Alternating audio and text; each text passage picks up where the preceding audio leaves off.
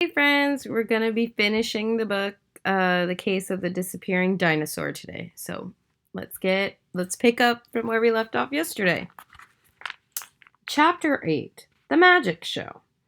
I always said that Biggs Maloney was built like a soda machine, but Biggs was nothing compared to his father. Mr. Maloney looked like the truck that delivered the soda machines. He was bigger than big. He was gigantic. Mr. Maloney filled water balloons from a garden hose. A group of kids swarmed around him like gnats on a gorilla. "What does your father do for a living?" I whispered to Biggs. "Climb the Empire State Building and swat down planes?" Biggs laughed. "No, Jigsaw. That's King Kong." "So sue me," I answered with a shrug. "Maybe I got them confused." "Actually, I'm a florist," Mr. Maloney's deep voice answered. "A florist?" I murmured. "You look like you could play linebacker for the Chicago Bears." Mr. Maloney laughed, like he'd heard that kind of comment before. "I played a little ball back in my day," he replied, "but now I work with flowers mostly. Anyway, that's about it for these water balloons. Let the games begin." For the next half hour, we played water balloon toss, ran egg on a spoon, relay races, and even had a giant tug of war. All the kids from Miss Gleason's class were there. Biggs Maloney's twin brothers, Harry and Larry, were crawling all over the place. I saw them almost get stepped on about 12 times. Even Buster got into the action, chewing on the garden hose. "He chews on everything," Mr. Maloney said. "Typical Labrador. If you don't keep an eye on them, they'll chew your house to pieces." Lucy Hiller suddenly cupped her hands around her mouth and yelled, "Ladies and gentlemen, boys and girls, Donica the Great will now amaze you with her magical talents. Please follow me into the basement. Our show is about to begin." We crammed into the basement. I got bumped from behind. I turned around and saw Bobby Solofsky. "Whoops," he said. "My elbow must have slipped." We exchanged dirty looks and sat down. Lucy stood behind a desk. A cloth covered it and draped to the floor. Everyone cheered when Donica took the stage to thump, thump, thump, whack-a-thump of loud music. I have to admit it, Donica did a great job. She performed the mind-reading trick with the cup again. But this time, I figured it out. I noticed that Lucy had changed the direction of the cup's handle each time she covered a new coin. It was a secret signal, I realized. Like a code. If the handle pointed to Donica's left, it was a penny. If it faced away from Donica, then it was a nickel. To the right, a dime, and facing Donica meant a quarter, like this. I had to cheer. They sure had everyone else fooled. Donica did some card tricks. Then she took a clear plastic cup of water and put a piece of paper on it.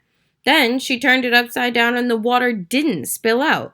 Mila whispered, "My father taught me that one. It's done with a little hole near the bottom of the glass. Donica covers the hole with her finger and the water can't fall out." I didn't argue with her. "I will now levitate a human being," Donica said. "What's levitate?" Joey asked. "And what's a human being?" String Bean Noonan wondered. Donica rubbed her eyes like she had a headache coming on. "I mean, I'll make my assistant Lucy float in midair," Donica explained. Donica stood in front of the table. She asked Lucy to lie on her back. Donica took a large sheet and covered Lucy. It wasn't easy because Harry, or was it Larry, kept getting in the way. Meanwhile, Buster sniffed underneath the table. Donica waved a wand and said some magical mumbo-jumbo. We all gasped when Lucy and the sheet rose about a foot into the air. "Presto finito," Donica cried out. Lucy slowly lowered to the floor. The room went wild with cheers and applause. "That's easy," Bobby Solofsky barked. Lucy turned and got on her stomach right when Donica covered her with the sheet. She didn't float in the air. Lucy did a push-up. Donica stared angrily at Bobby. Then she said, "For my final trick, I will make something disappear." She glanced around the room and saw Biggs Maloney dinosaur display. She took a plastic stegosaurus and held it up for all to see. Donica slowly sat behind the table. "And now," she whispered, pausing for effect, "my greatest trick of all!" Chapter 9. Gone. I leaned forward and watched closely. I wanted to figure out another one of Donica's tricks. From her seat behind the table, Donica took a paper napkin and tried to wrap it around the dinosaur, but the paper kept ripping. Darn, this one is too big, Donica said. Lucy handed her a smaller Beanie Baby-sized dinosaur. Wait, Biggs cries. That's Spike, my favorite dinosaur. Don't make him disappear. Donica smiled. Don't worry, Biggs. I'll make Spike reappear again. Promise? I promise, Donica replied. This time, Donica had no problem covering it with a napkin. She held it up for all to see. A puzzled look across her face, and she glanced under the table. Hello, down there, she cooed. Donica smiled. One of the babies is chewing on my shoe, she told us with a laugh. Suddenly, whap, whap, Donica slapped the paper napkin and the dinosaur on the table twice. She raised her hand to slap it down a third time. Thud! The napkin flattened on the table. The dinosaur was gone. Now, to make it reappear, Donica announced. I noticed one of her shoulders droop slightly, like maybe she was reaching under the table for something. Just a second, Donica mumbled. Lucy saw that Donica was in trouble and turned on the music again. Boom, boom, whacka, boom, the stereo throbbed. A few more moments crawled by. Donica's face turned red. I'm having a little problem, she admitted. Where's Spike? Biggs demanded. Donica bent over to look underneath the table. Donica sat back up. Spike has, disappeared. We already know that, Bobby Solofsky sneered. Yeah, bring him back, Biggs demanded. You don't get it, Biggs, Donica confessed. Spike has really disappeared. A wave of nervous laughter rolled through the room. Was this part of the act? What a rotten trick, scowled Solofsky. I glanced at Mila, who nodded toward Biggs. He seemed upset. I saw his lower lip tremble. It's not funny, Biggs charged. That's my favorite dinosaur, and you promised you'd bring him back. Donica's face turned from red to chalk white. I'm not trying to be funny, she said. Somebody, somehow, must have stolen Spike. I'm telling you, Biggs, I don't have your dinosaur. Chapter 10, The Scene of the Crime. Everyone was stunned. Voices and shouts filled the room. I stood and pointed at Donica. Don't touch a thing, Donica. No one leaves this room, I commanded. Mila and I walked up to Donica. Lucy stood by her side. Are you telling the truth? I whispered. Donica's eyes widened. She looked directly into mine. Yes, Jigsaw. Help me, please. I honestly don't know what happened to the dinosaur. We get $1 a day, I said. In advance, Mila added. Donica nodded. Sure, anything. Just get me out of this mess. She glanced toward Biggs, then handed me $1 bill. It disappeared in my pocket. Neat trick, huh? I'll interview the witnesses, Mila said. I nodded. Start with Solofsky. Whenever there's trouble, he's usually in the middle of it. Here, take my journal. But first, let me do one thing. I turned to a clean page and wrote, Case of the disappearing dinosaur, and the client is Donica Starling. Mila got everyone to stay seated. One by one, she asked them questions. Meanwhile, I talked to Donica and Lucy. You were looking under the table, I said. Are you sure the dinosaur isn't there? See for yourself, Donica answered. We lifted up the tablecloth. There was an empty shoebox under the desk.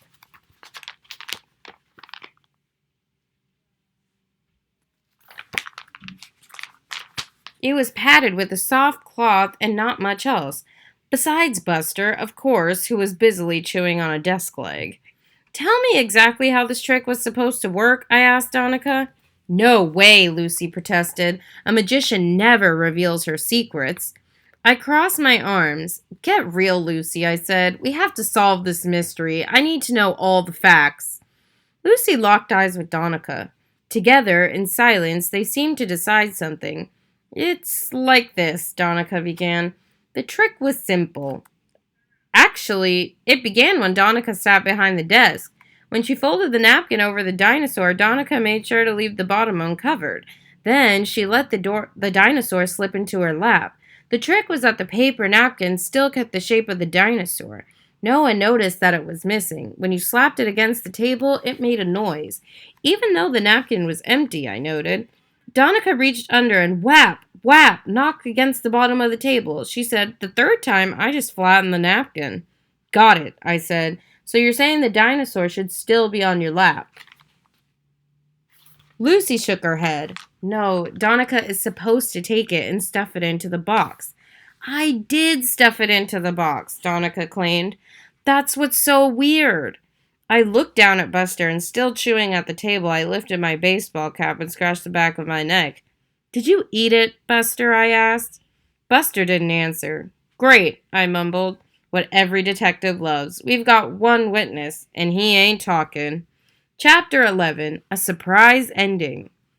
Mila joined us. "No one has much to say," she told me, "and Bobby never left his seat. Some kids said they saw movement under the table, but that was probably just Larry. Remember, he was under there for a while." "Larry?" I asked. "Or Harry?" "Same thing," Mila replied. "Isn't it?" I guess she was right. "Jigsaw thinks maybe Buster ate it," Donica told Mila. Mila looked at the ground, and she frowned. "Buster's a chewer," she said, "not a swallower. There would be bits of cloth and beanie stuffing on the ground, don't you think?" I did think, and Mila probably was right. We talked over the case. Mila again asked Donica, "You say you stuffed it into the box. Are you sure?" "I told you 3 times now," Donica said. "I reached down, felt the cloth, and stuffed it in there." "But you had to do it quickly," I said. "That's part of the trick, right?" Donica nodded. "Yeah, it's not like I have all day." Whoops! Crash! One of the babies, Harry or Larry, knocked over a lamp. The other one squatted in the doorway. He seemed sort of uncomfortable. "Hey, Biggs," I called. "Better get your mother. I think your brother just did his business, if you know what I mean." Biggs walked over to his little brother. He bent down and sniffed. "I don't think so, Jigsaw. He doesn't smell bad." "Wait a minute. Is he the one who was playing under the table?" Biggs shrugged. Mila shrugged. Donica shrugged. Twins. Yeesh. Who can tell the difference? "What are you thinking, Jigsaw?" Mila asked. I felt the cloth in the box on the floor. It was soft and fluffy. "How's the diaper feel?" I asked Biggs. "Nuh-uh," Biggs said. "I'm not touching it." "You feel it." I gulped. Diapers? As a rule, I don't go near the stuff. But I suddenly had a crazy hunch, and a mystery was a mystery. It was my job to get to the bottom of it, even if the bottom of it was attached to a baby's bottom. "Come here, little guy," I cooed. I noticed a freckle on the end of his nose. Must be Larry, I figured. "Anyone know how to get these things off?" I asked, tugging on the diaper. I don't think that's such a good idea," Biggs advised. "The last time he was nudie, Larry took a pee all over the kitchen floor." "It's a risk we'll have to take," I said, grimly determined. "Here, let me help you," Mila said. She gently placed Larry on his back and pulled the tape off the sides of his diaper. She lifted up the diaper, and there it was. The dinosaur! "Spike!" Biggs exclaimed. "How'd you get in there?" Donica looked at me in surprise, and Larry seemed pretty surprised himself, like he just discovered some new amazing talent. "Larry was under the table," I explained. "You must have stuffed the dinosaur into the back of his diaper by mistake."